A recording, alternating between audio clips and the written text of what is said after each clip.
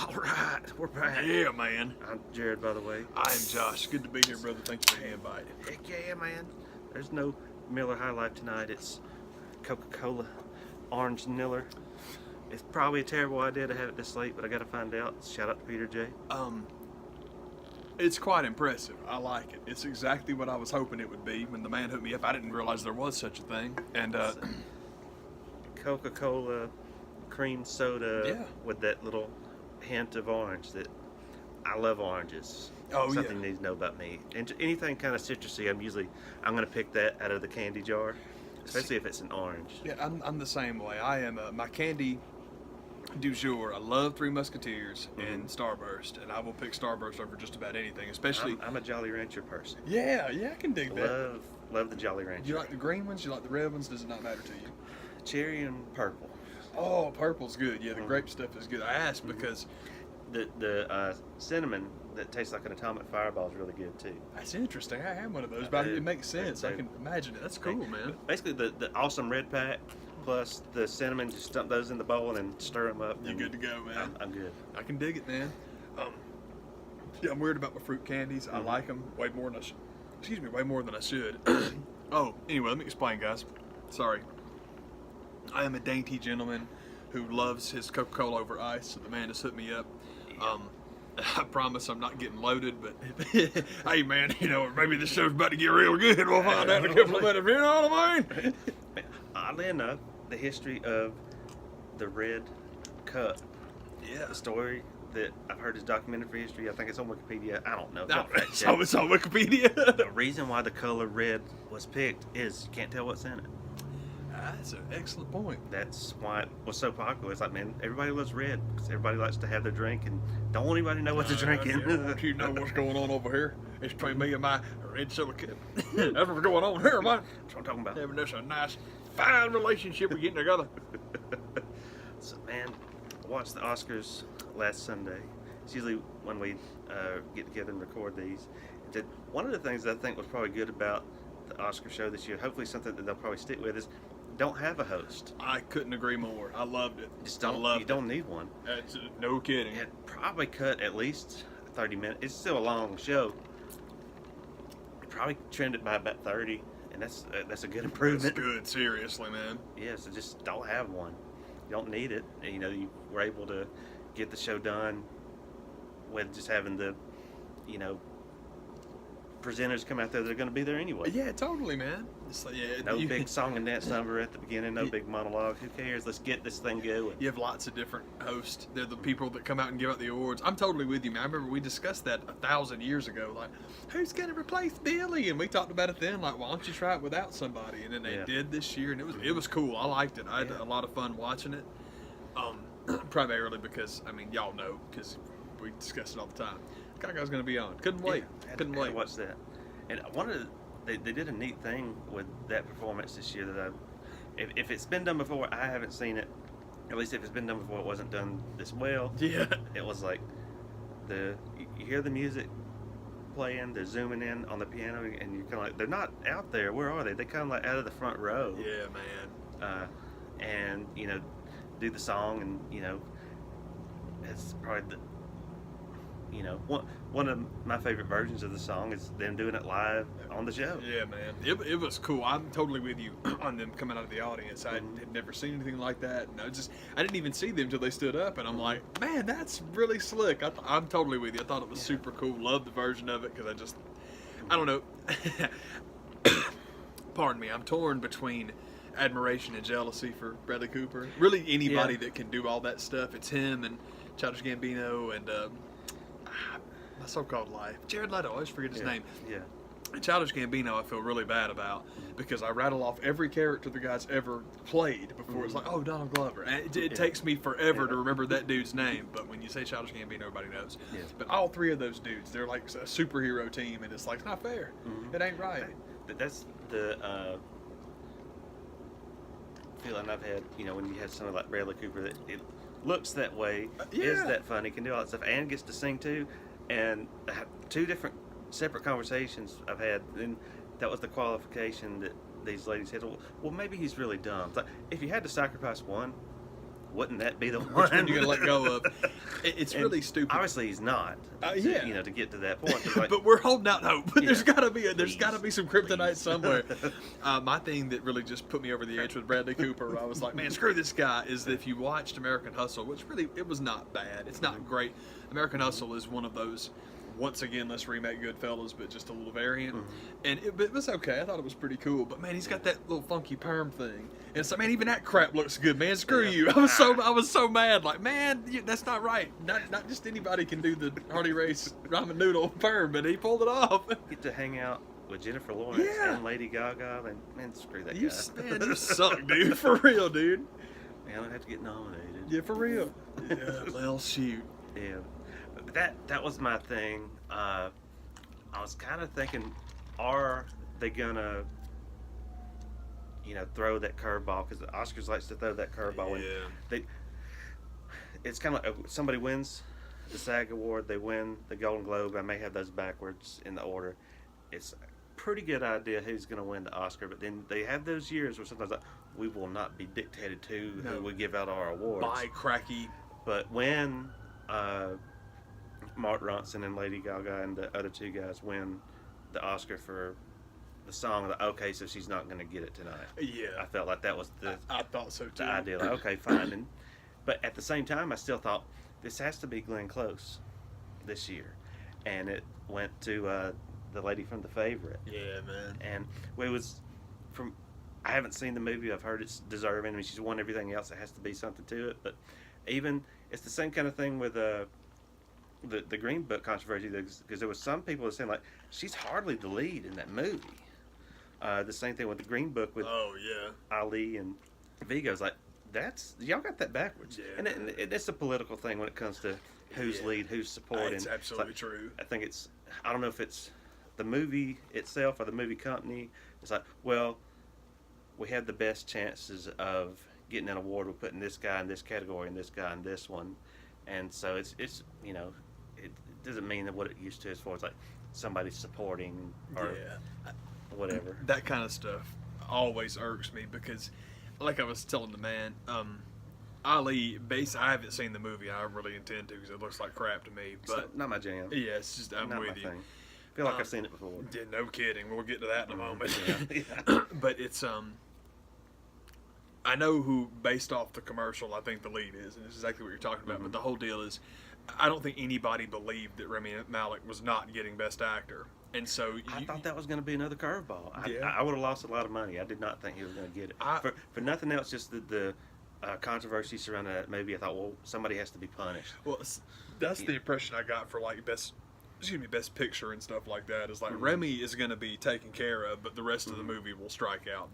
That'll be the one award it gets. If nothing else, I thought Christian Bale and just sticking it to Dick Cheney, I thought that he would get it for that. I could have seen that. My thing with Christian Bale winning for Cheney is the same thing that we talked about with that movie being released, period. Yeah. That is an Oscar grab, period, point blank, and maybe in a world without Bob Mueller, maybe in a post-Trump presidency world. But right now, everybody's exhausted. Yeah. And it's like, brother, nobody wants to hear it. Nobody wants to hear it. But Christian Bale, he just disappeared in that role. Yeah, he does it every time he takes a job. Where you been? He does that every time he takes a job. So it's like, no, that's not impressive. I don't care to see that one either because it's like, no, same old song and dance. Any movie directed by Adam McKay, I'm probably automatically pass. I can dig it. With the past couple, I'm like, he's got, he believes what he believes, and he has this just vehement, just hatred. And it's like, I think you're part of the problem at that point.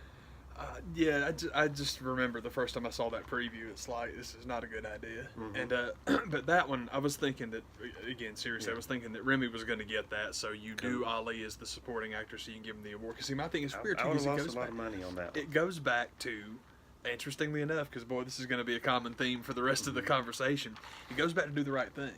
Because I have always been so mad that Danny Aiello was Best Supporting Actor. It's like, no, Danny Aiello should have got Best Actor, and Ossie Davis should have got Best Supporting Actor. They both should have won, and they should have just branched out and got more stuff. Because it's just, that's what I thought should have happened in that one.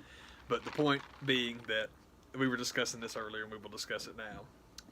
I'll try to make it succinct, but it's just incredibly frustrating to me that to mark the 30th anniversary of handing a Best Picture award to the much kinder, much gentler, much more palatable for us white folks story on race relations, instead of Do the Right Thing. Yeah. To mark the 30th anniversary, let's do it again. Because apparently Mr. Daisy needs driving this time. And it's like, you've got to be kidding me. And it's weird because I hadn't even thought, I had never, ever would have gotten that one right. And I really didn't know what was going to win. It's just like, Green Book? Are you serious? You know? Yeah. It's just, it finally dawned on me, like, as it was happening, I'm like, they're going to give this thing.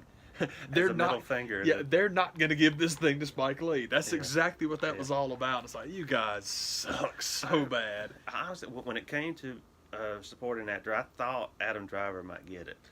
Just, but I knew it would have been one of those kind of long shots because he hadn't won anything else leading up to the Oscars. But I thought that was going to be one of the ones like, no, we will give it to who we deem necessary. I think that Adam Driver will get one. I don't see how he could possibly not get one, but unfortunately, I think there are too many stuffed shirts. Like, well, he's doing that kids movie. He's in the Star Awards. And once it's over, then he can have awards. But it's a little frustrating. It's the same thing with like the reason that nobody in the Academy knows how to pronounce Ewan McGregor anymore. And that kid's still great, but you know, Natalie's the only Star Wars survivor. She is the only one that is ever going to be allowed to have any kind of career. Period. So it's very. I'm obviously very bitter about that because Natalie Portman just irks me anyway. I'm not a huge fan, and that's one of the things that really makes me ill. It's like, man, are you serious? Like, okay. I mean, there was rumors leading up to the Oscars about certain awards not being on the televised show, and maybe that's something that they could look at again. But it's hard to pick what gets cut and what doesn't, because one of the ones that I was kind of like. Of course, this one, but when it comes to short animation, and you see the movie Bow, it's like that's the only thing that anybody even saw in that category. Oh yes, like you said, and it wins, and I didn't like it, so I was sitting there watching it, like that freaking won, but of course it's Pixar and it was ran before Incredibles 2, so like. Even members of the Academy are kind of like, I don't even know how to see some of these movies, so how am I supposed to vote for it? Totally, man. But that was the one I was kind of like, and so, but stuff like that I think could, even the Grammys, it's kind of like, and ceremonies recorded earlier. That's right. You just give those out before the show kicks off, and when it's. Cut that runtime down even more. I'm with you. My thing with the animated short is that's what frustrates me about it is like when they start rattling off the nominees, it's like, seriously, you're going to put this on the show? And then, of course, when Disney Pixar has one, it's like, well, I wonder what's going to win. Because if anything else was going to do it, they would have chucked it off the show. Yeah. But it's just, overall, I really enjoyed the show. I loved the song. That was super cool. Yeah. And there was something else that I really dug too, man. I love the lady from The Favorite because her speech was so funny. Yeah. And also, I'm very happy that got anything simply because it's going to be easier to see it now.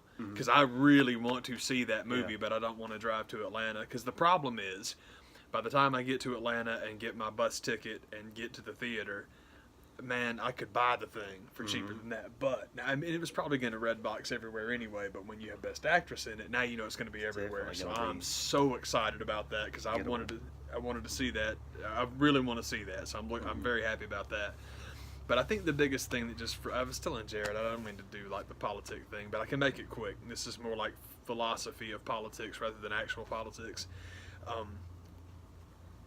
Being on the left side of the political spectrum, I was telling the man that I think that a lot of people that think like I do, when you hear conservative, when you hear Republican, when you hear evangelical, that all runs together, and that's not the case. There is very little overlap between those things. They certainly aren't the same. What I'm trying to admit is that I don't know, and I'm lazy, but it happens on the left side too, because you hear Democrat and liberal and progressive, and boy, they are all totally different too. Oh, yeah. They're very different. So my point that I was telling the man is that the Oscars will just drive home the difference between liberals and progressives, and it's silly, but liberals want to talk a big game, and everybody gets along, and let's celebrate Black Hollywood. Let's do it. Let's celebrate Black Hollywood. Okay, you want to celebrate Black Hollywood this year. Okay, you have Black Klansman, which is the uncomfortable race relations movie.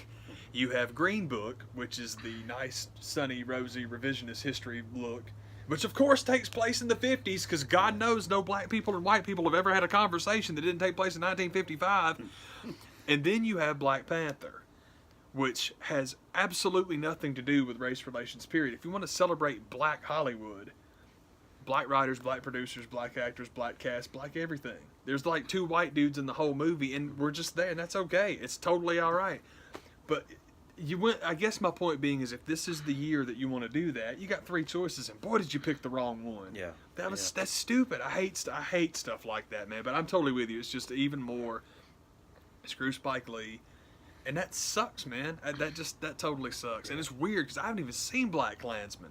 I really want to, but like an idiot, I haven't plucked it out of. It's another one that wound up in Redbox, and I need to go watch it, man. But it just made me mad because I shouldn't say that because I haven't seen it. But at the same time, it's totally what you're talking about. It's like, man, I cannot shake the feeling that that's exactly what that was. What Best Picture this year was not about who got it. It's about making sure somebody didn't. It's crap. And even with his acceptance speech, it feels like it got kind of rushed and cut off at the end. I was feeling bad. I'm like, man, I wish he'd have rehearsed that a couple more times because I just couldn't. I was like, man, shoot. It felt almost like I think it was this past year at the Emmys. I didn't see it live. I just heard about it where Henry Winkler won for his show on HBO, and he gets out and he unravels his speech like, I wrote this in 1972 or whatever it was. That's awesome. Yeah, he's thinking people on the happy days. So I think maybe that was kind of, even Spike had the love-hate rings on. Yes, he did. So I was like, are we going to get the speech from '89? Yeah, that's a good point, man. Man, really going to lay it out. But Black Klansman is one of those movies that I'm looking forward to seeing, but I heard got some of the same criticism that people gave to Bohemian Rhapsody, like they gave to Black Klansman. Like this, there's a few characters that were merged together into one, and that's just the way that the movies are. I mean, and with Bohemian Rhapsody, you get people were talking about how, like, well, in the chronology of the story, this didn't happen. Like, they got to squeeze 20 years into 2 hours, or however long it was. Oh God, the biggest complaint that I heard about the chronology. See, I'm with you. It's weird because like the goalposts keep getting moved on Bohemian Rhapsody. Well, it's not accurate enough. Well, welcome to Biopics, because that's how those work. Yeah, but the facts of the matter. Yeah, but the biggest frustration is like, well, Freddie didn't tell the guys before Live Aid that he had AIDS. He didn't tell them that. That didn't happen. They put that in the movie just for like anybody know but them? For like dramatic effect. Yes, that's exactly why they put it in the movie for that, man. It's just a story, for God's sake. It's not a documentary. But I will tell you this. Build that drama. I will tell you this. On behalf of people that enjoy Bohemian Rhapsody, 2 of them right here. When in the world did people start caring this much? Because the Hurricane Carter story. Oh my God, the Hurricane Carter story that Denzel made. Yeah. Not even close to the real story. Aaron Brockovich. That movie, dude, that's not even fanfic of how that story went down. They literally spelled the name correctly. That's the only thing they have in common. Yeah. These are lauded, award-nominated movies, and nobody cared. What in the world is it about Freddie Mercury and Queen that makes everybody just lose their minds over dramatic light? And the thing, it was better and more popular than people thought it deserved to be. I guess so. I don't understand. Now I got to poke at this one. Apparently so. I really missed what was so objectionable about it. I enjoyed it. I thought it was real. There's what are the big criticisms? There's that one. Live Aid's a big criticism. The other one is people really, and this is more of that liberal who's more woke, duke it out. It's man, if you're following like Michael Cohen or anything that's going on, man, you really do see what people are talking about as far as just the reason that progressives will never win is because, man, it is such a credit grab. And it's like, no, I am the most woke. I am the most non-white person, and it's just endless. People were giving Rami Malek shit over his acceptance speech when he referred to Freddie Mercury as a gay man. Exactly, Like, and it goes. And my God. It's the same thing in the movie. Whenever Freddie says, "I think I'm bi," and his wife is like, "Freddie, you're gay." People wanted to burn the theater down, and it's like, what is wrong with you people? Yeah. Oh my God, it's like that is so unbelievable. Like you just got to stop, man. When poking holes in the story and the chronology didn't work, then and I didn't realize all this was going on with. Now they had to well, Bryan Singer was the director. That didn't work with driving people away from the station. Now you had to bring that up. Like, why did that even have to come to pass? I'm the same way. It's like, man, they were trying to hurt it. Yeah, during the wartime. Absolutely, you're just trying way too hard. It's like, man, y'all gotta let this one go, man. Because that's why I thought that he was going to be a long shot to get it. Yeah. But it worked out, and one of the I don't know. Were you done? What I didn't. No, that was pretty much it. I didn't. But one of the things that came out after him getting Best Actor and all the awards for this movie, now it's like, well, what's the next biopic band gonna be? People have talked about Motley Crue and Bon Jovi and junk like that. So, do you have any ideas of who you'd want to see? Like, I got to think about what's because when Ray got so popular a few years ago, there was rumors about the Lionel Richie pitch of his life story, and then they were like, "There's no drama." Yeah. That you outside of indiscretions that people thought you had raising your kids, but they turned out all right. There's no strung out drug use. So that got scrapped. I got to think, like, are you ever gonna see the Dave Matthews Band story of 30 years of pretty much everything working out okay? Guys getting along and making music. They lost a band member, but that's gonna happen over a 30-year period of any group being together. Yeah, man. Are you ever gonna see the U2 story? Outside of Bono going off and doing his political stuff, I mean, what's there really to do? And I thought the two that I picked that you could probably do a really good dramatic biopic, Bohemian Rhapsody level movie is REM and Tom Petty and the Heartbreakers. Yeah, man. And when you say that, you're kind of like, what are you talking about? But and really, I think one of the reasons why, when it comes to the biopics, I like them. They're fun, but they're kind of the jukebox musical kind of enjoyment, where I prefer the documentaries. Oh yeah. And when you sit down and you watch Running Down the Dream, the Tom Petty story, where the drama will come in on that one.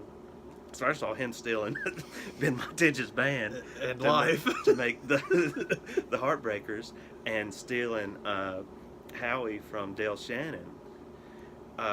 When you're watching the documentary, you're like, because I think it's like 4 hours, a solid 4, maybe 4 and a little bit over. Change. You get halfway through it, and you're kind of like, man,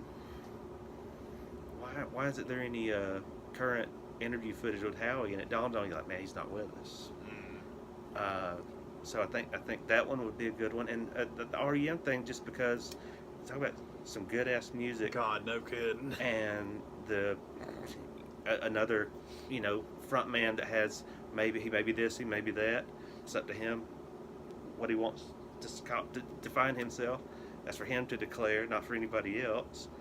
Then you have Bill had to quit, and the struggle they had to go through with, like, don't let me be the guy that breaks up this band. Don't put that on me. Yeah, man. And so please keep going. And then they eventually retired anyway. So I'm thinking those, you couldn't do the Hootie and the Blowfish. Like, well, nobody liked us, but we put out a lot of good music. Movie. We were kind of awesome, and then I started doing country records, and they were good too. Things kept on going just fine. Yeah, that's the Hootie and the Blowfish story. Did a Burger King commercial? Yeah. That was cool. I love that. Still love that commercial. And crisp bacon cheddar. But surprisingly, one of the really good music docs that the two of them, I'm doing everything in twos tonight. It was back in the height of the VH1 Behind the Musics, and everybody got one, whether they deserved it or needed not. it or not. Was they did a speaking of bands that have lost somebody, Peter Tosh passing away, but they did the Monkees biopic movie, and it was kind of low budget, but still good enough to where you got the gist of the story. And it was one of those groups that the only thing I knew about them was, by the time I was young enough to know what had happened, they all hated each other from what I could tell. Yeah, and I think it was Mike hated them, and the rest of the band was like, we were hired to play a role. We were not hired to be the band. What's your problem? what is wrong with you, man? And Peter was on his side back in that time period. I think he came around to Mickey and Davey's side. And I didn't know this about Mickey Dolenz. He was a child actor. He was an actor, hired to play a role. Davy Jones was a singer, but more of an actor. And it was just a really neat story to see that everybody gives them that label, like they just wanted to be the Beatles. Like, we were hired. That's what we were hired to do. That's what the script said, buddy. And I think Peter and Mike wanted to be musicians first, and the contracts that eventually will get around to your songs and recording your stuff, and as contracts go, like we'll get around to that. Just shut up, kids. Yeah, seriously. And so it caused friction among the band, and it's fun. It's a neat story. That's and cool, man. Then there was the other, call it a biopic, isn't really fair, but they did that movie about the PMRC, and you had Dee Snider playing in Snelf, and I don't remember who played Frank Zappa, but John Denver was a big part of that congressional hearing. And they just thought they just knew that Tipper Gore and all the other guys, he was just going to come and sit down and tell them that Wasp album, that FUCK Like the Beast, is just the worst thing that ever could happen. And they need to have these parental advisory stickers all over everything. And he sat down and he's like, that's bull. Because they critics and radio, when my song Rocky Mountain High came out, were trying to say that was a drug reference. Yeah. I completely disagree with that. And any type of parental advisory sticker that gives credence to that is wrong. And so that was, it. But I guess the movie's been done. You can go watch it. But I think it could be done with a bigger budget. Yeah, man. And those were the two that I remembered being really, really good. It's music related, but not necessarily something. I guess the Monkees one was kind of a biopic, but it could be done on a bigger scale. And I just think when it comes to those, because people have talked about Motley Crue and some of these other bands that are going to get one, I'm like, I don't see that having I could skip that guy. having the drawing power of something like Bohemian Rhapsody. I've got a couple. My ultimate biopic that I've always wanted is Roger Waters, primarily because the first time I ever saw Adam Driver, I'm like, that kid should play Roger Waters in a movie. Yeah. And it doesn't necessarily need to be Pink Floyd. I wish they would do Roger Waters. I think it'd be interesting to do it around like either Final Cut or, because the thing is, the idea of a Roger Waters movie where Roger's the villain is a much better idea because of him like really, I don't want to say going off the deep end, but he got in some pretty dark places, man. Like I say it all the time, but it's true. Like the trilogy right there at the end, man, you had like The Wall, Final Cut, and then Pros and Cons of Hitchhiking, which was his first solo. Really, Final Cut feels like his first solo album. I love all three of those, but man, you get in that second half of The Wall, and that's the lightest section of it, man. There's some. This gets pretty heavy, but I think that would be interesting. I don't know about appeal, but excuse me, I would like it. But as far as appeal is concerned, like we're talking about with Bohemian Rhapsody and Elton, which I'm afraid now that Elton's just going to get killed because it's the same kid that wound up directing Bohemian Rhapsody. I don't know how much of it's going to be this. We'll see. I'm excited about it because it's Elton. Just seeing that trailer and be like, oh, why now? Yeah, it's like we'll see. This is all good, man. But I'm excited because it's Elton. That's cool. But if you if you're disappointed that Bohemian Rhapsody, that was the other thing I heard was that I know we've complained about it on here before, man. That people losing their minds over Sacha Baron Cohen not getting to do it. I'm like, y'all let it go. But then there are other people. My guys from Men in Blazers, I love that show, but they were whining about how much they hated the movie, and this, the original script, it was so much darker, it was so much heavier. I'm like, God, why does everything have to be dark and sinister? You know, the guy did get AIDS at the end of it, right? That's not exactly light and cheery, but whatever.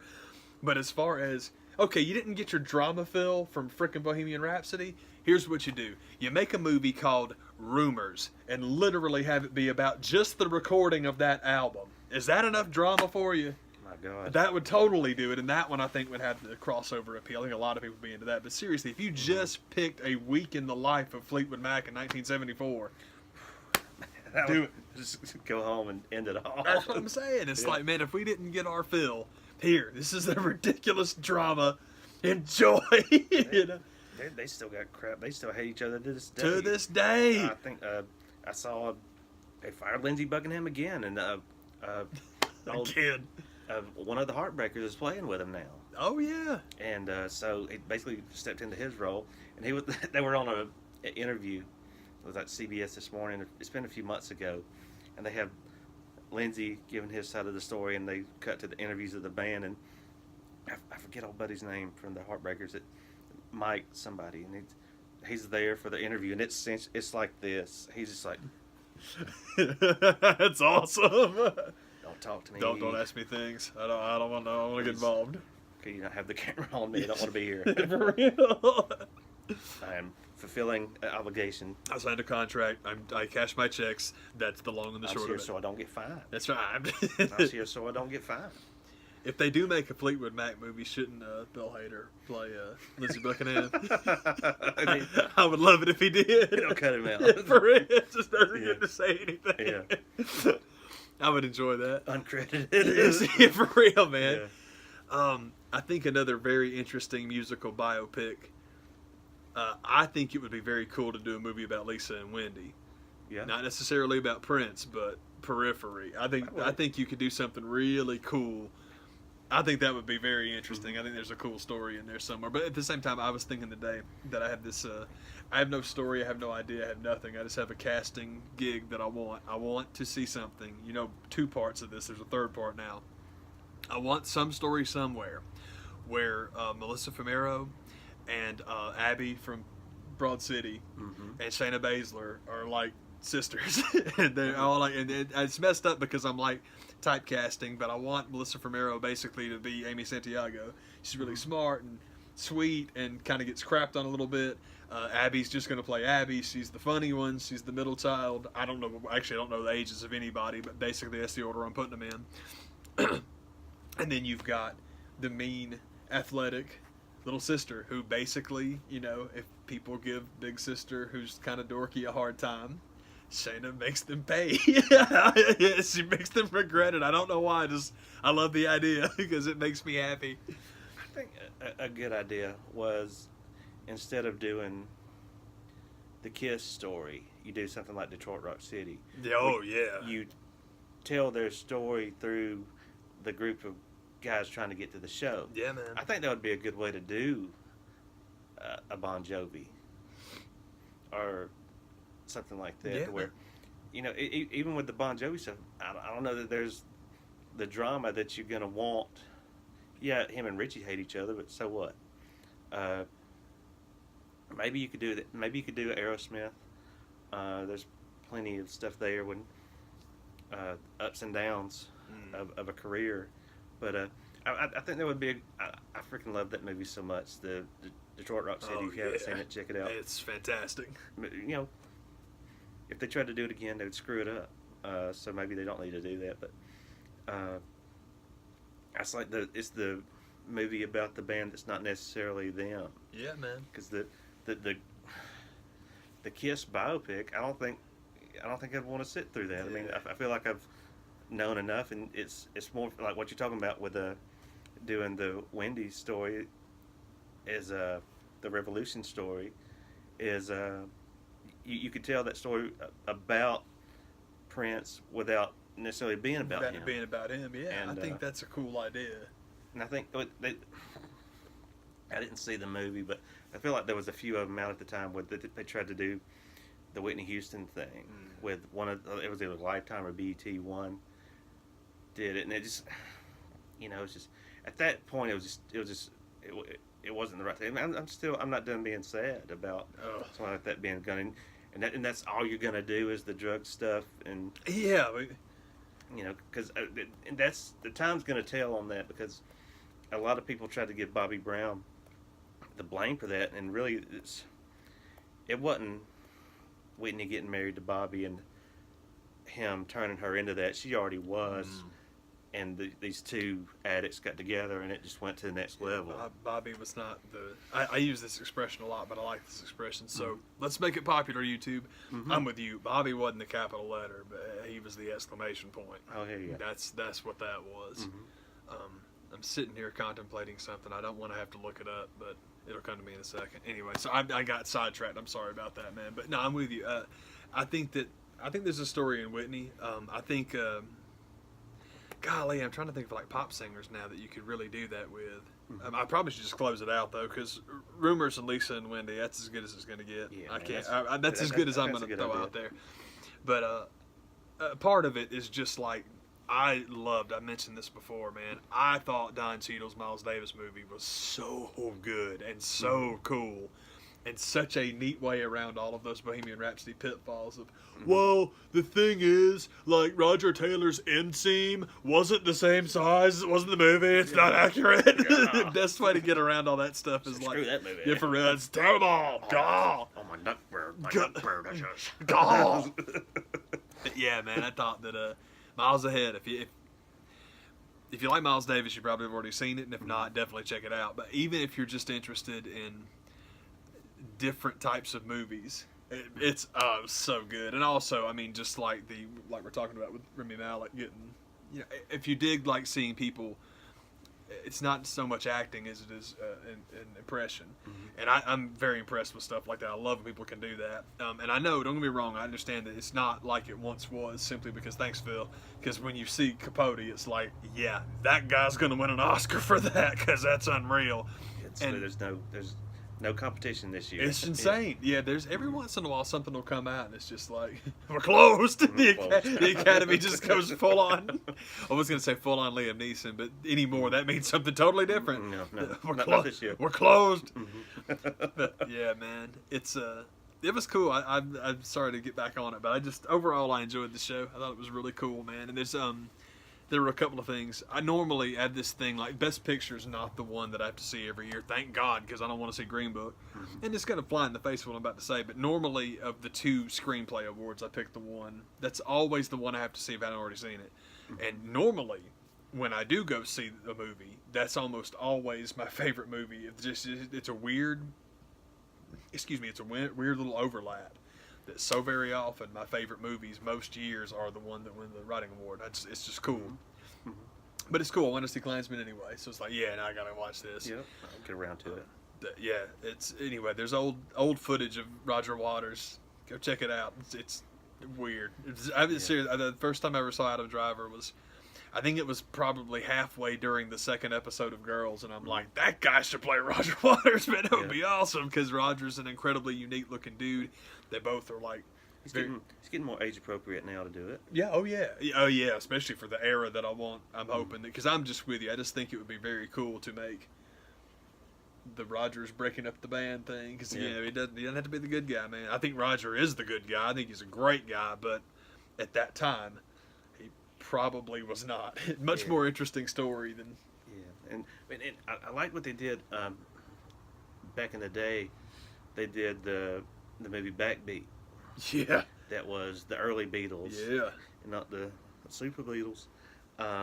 So I thought that was a neat idea to do the story without doing all the stories. So maybe something like that. You do like the early days of a group or the breakup of a group. Yeah, I totally think so. I'm with you. I think that limiting Rumors would be fantastic. I think it's cool. I'm with you. I think there's a lot of good stuff. The other thing I think is kind of cool, if you do the Lisa and Wendy movie, you can do that. It's not John Malkovich, it's adaptation. You can do the movie inside the movie where he's writing the script and you see people from John Malkovich, and you can do that with like on the set of Purple Rain. You can have the movie being made inside the movie. I love stuff like that, man. That just seems, especially with, the second somebody passes away, the movie's got to be out. Yeah. The next year, that's got to be good. Coming down the line. Yeah, so man. Coca-Cola does that to me. It does me too. I suppose I was getting all choked up earlier because it's just so delicious. It's good. So Oh, good. I love it. Good. My review. Good. You see it, go check it. Yeah, man. It's Oscar review. That's cool, man. Excuse me. I don't know what the heck else has been up, man. What you been up to? Man, not a whole lot. Just, that's about it. Yeah, I'm the same way. I watched a lot of sports. I've been watching a bunch of sports. Been an unbelievably well, maybe today's not so good, but I don't care. It's been a crazy good week, man. Good week because you had like Atlanta came home to Kennesaw. They didn't get to play in the dome because of the dome of the Benz because of the Supercross. I think it was Supercross. And man, people have complained about that, but I'm here to tell you something. They truck in all this dirt, man. The monster trucks, and the next week we had the motorcycle coming. Woo, woo, woo. Yeah, man, go way up in the sky, man. Oh, you explode. Y'all have these 2 weeks. I'm gonna be down at the Orchids of Asia in Tallahassee with Robert Kraft. Bye. Yeah, see y'all in a little bit. I mean, it's time for me and Arcade to dip. Go head on down there, man. Get us a little good old time. What? Yeah, man, dang old Robert Kraft for a good time, buddy. What? No, the thing is that you go to the Supercross, and it's great. You see the monster trucks, and then you have the Supercross, and it's like, man, ain't no truck store's gonna eat that motorcycle. It's gonna be awesome, man. You get up there. Anyhow, but Fifth Third looks great on television. The supporters group looked awesome, and the deal is, this is the deal. We go to Costa Rica, and we get beat 3-1 in the first leg. And it's the end of days, although, I don't know, man. I think it's just people need something to complain about. Because here's the deal. In two-leg ties, if you get an away goal, you're fine. You're just fine. Because the home field advantage in soccer is monstrous. It really is huge. And the deal is, if you lose 3-1, you come home win 2-0, you're through. Yeah. That's it. If you get the away goal, it's a big deal. Well, the boys came home to Fifth Third and won 4-0, so clearly they're through. And that would be a hard ticket to come by, even for season ticket people, to get up there.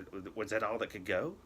I'm not really sure what happened. It's not a huge stadium. No, it's not. But as far as I know, most people just didn't. Kennesaw State's what we're trying to tell you. Yeah, the KSU, the Owl Stadium, which is fantastic. That sucker looks great on TV.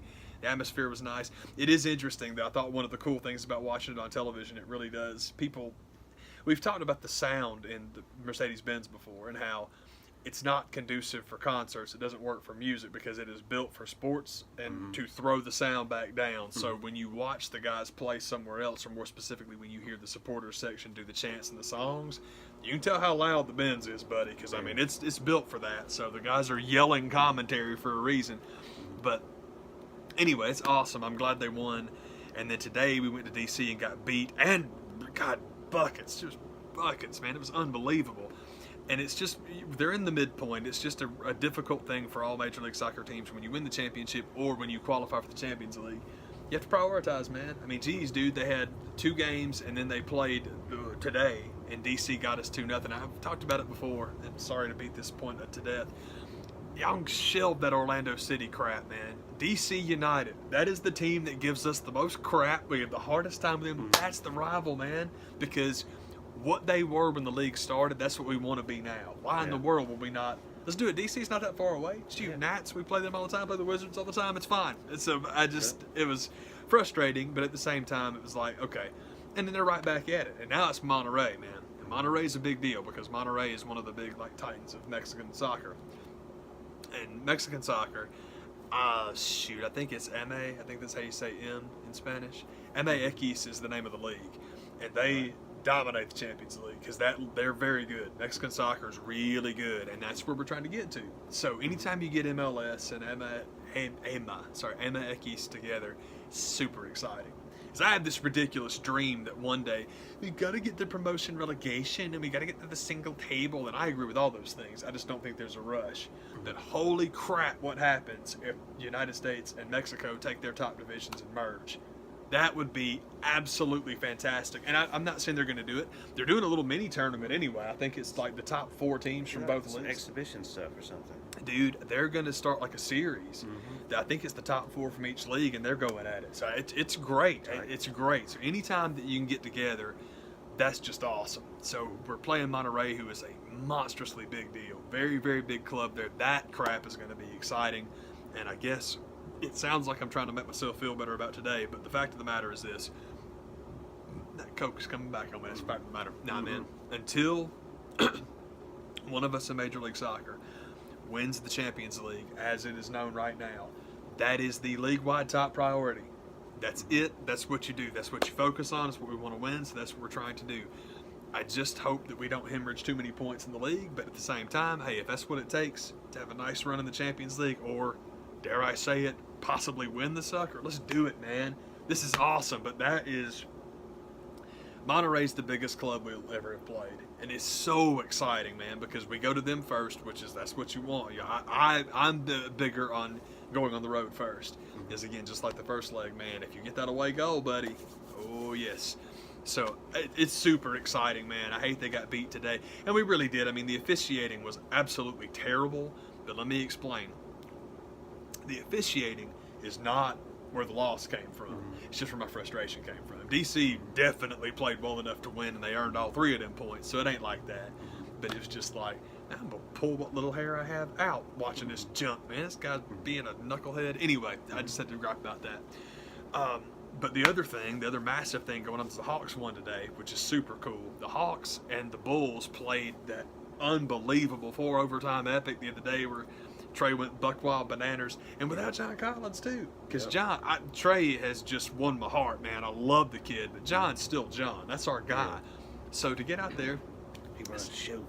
he does. Yeah, he's the guy. That's who the offense goes through. So in a game that he's out, it's all like, all right, Trey, we need a little bit more out of you today. He goes 46 and 14, I think it was. I think he had like 7 or 8 rebounds too. It's like, man, that was so good. That was an awesome game, man. That was a lot of fun. But it's more of the same. We play against the Bulls. We play against the Suns. When you look at the records of these 3 teams, these are god-awful teams. We are the dregs of the NBA. And it's like, man, you look at the Bulls and the Hawks. If that's what the bottom end of that league produces, it tells you just how sharp the tip of that spear is. Yeah. It is what the NBA is from a talent standpoint is absolutely shocking, man. That the garbage is that entertaining. I love it. I've never had more fun watching basketball, and it's another one of those things. That's why I was so crestfallen when I thought I'd lost the Hawks, because I just got my ass on my shoulders about Trey. And man, I'm so happy to have gone back, gotten it back, being like, nah, man, you were wrong about this. Stick with your boys, man. It's the best. It's been a very fun sports week, man. I've had a good time. I watched Man United play Southampton. Got to watch that one too. And the thing is, it was 3-2. Man United won, which I'm thrilled about. Ole is God. Ole Solskjaer has always been one of my favorite players. There's a biopic people should make. Ole Solskjaer is from this little town in Norway. The Norwegian league does not pump out, as a country, they don't really, there's been a lot of good players from there, but they don't pump out talent like that. Man, Alex Ferguson buys the kid for no money, brings him in. He's a super sub in United forever. He scored one of the most famous goals in the history of the team, but also just had a knack for coming in late games, doing his thing. Ole's God. He's so cool. And he goes back home, takes over for a team, I think it's Molde, I think is how you say it. Took over there, man, moved his way up, man, got to, I want to say it was Cardiff, and got relegated immediately, and it was kind of sad. And so we're just, moving, shaking, trying to replace Fergie still, and they just can't find the right guy, and they fire Mourinho, they bring him in as a caretaker.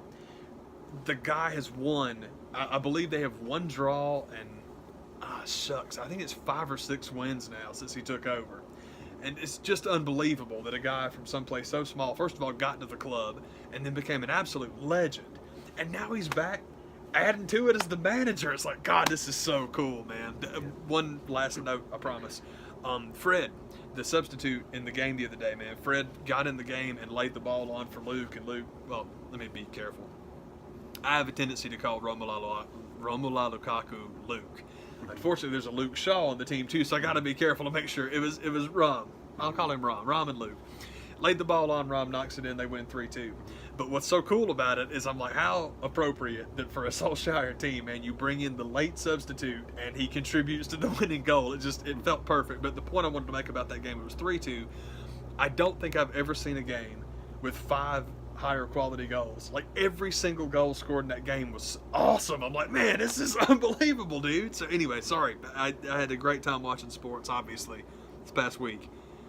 Oh my good Lord. So much fun, man. Heck yeah. Yeah, man. And I don't know what else was going on. I guess that's it. We talked about Shayna Baszler. We got any other, what was the other wrestling stuff we were going to talk about? I'm sorry, man. Oh, you had Rhonda and Becky going crazy on the Twitter. Yeah, the Twitter. Doing all that unapproved bull. Yeah, we were joking about that earlier. It's like, man, I promise you, the only word used that even raised an eyebrow was script. That's the only one that made him mad. Everything else. Oh, don't tell him that. Oh, potty mouth! It's like, oh my God. Y'all, come on, man. This is dumb. Shoot. And yeah, we were discussing earlier too, man. I don't understand people going to the mat for like, man, Becky Lynch isn't Stone Cold Steve Austin. Becky's not as good as Stone Cold. I can't believe people make the comparison. I don't think anyone's making the comparison for quality. Mm-hmm. It's just we've seen the script before. Yeah. Yeah, it's like... It's note for note. And the problem with it, and what we've talked about, is Stone Cold versus Mixed McMahon build up to a match between the two that nobody wanted to see. It's true. How are you going to build this up? Are you going to build it up to a match between her and Stephanie? Because nobody wants to see that. Nobody wants to see that. And I don't know if we've brought it up on here on this for YouTube before, where the reason why you put Charlotte in there is because you want Becky to win. Yeah, you need somebody. And they're not going to let her beat Ronda, so come on. You need somebody. You want her in there. You need somebody to do the job. Yeah. And we were. I don't think I explained this earlier, so I'll do it now. We were talking about how, and Luke Owen, by the way, on Wrestle Talk is on this now too. I'm very happy to say, because it's like, this is what we talked about this a while ago. This is not like one of those prediction or spoiler things. That's a great line from Heyman, by the way. Mm-hmm. It's not one of those things. It's just like, this is what, when we were talking about it, it's like, no, this is what I hope happens. Mm-hmm. And it's the idea of eventually getting to the reveal from Triple H as to what takeover means, what it's always meant. So the idea of them booking Vince out of the way, I really kind of like this stuff. But the point I wanted to make was that, he introduces Charlotte and then he introduces Kevin Owens into it, and it's all good. Well, we know about, as far as WWE storylines, KO and Triple H's little link.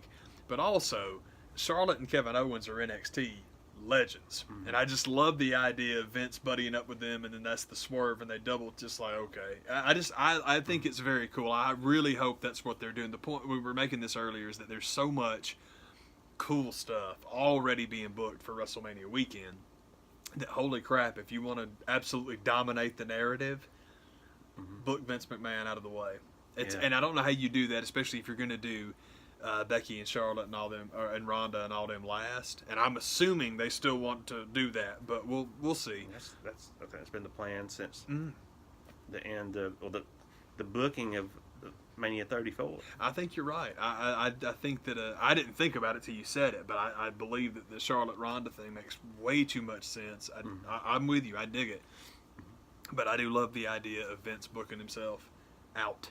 And but it's just cool. It just occurred to me, like, yeah, man, both of his players are NXT kids. I just think you can, if you want to bring that back up, you can do it. I hope that's where we're going with this. We're taking over. Yeah, seriously, man. Check the adjective. We're taking over. Something like that. I don't know. For real, man. I love Check the Adjective. It's still one of my favorite promos ever, man. I'm not good with English, I don't know where. Check the adjective. We're live, pal. We're not big.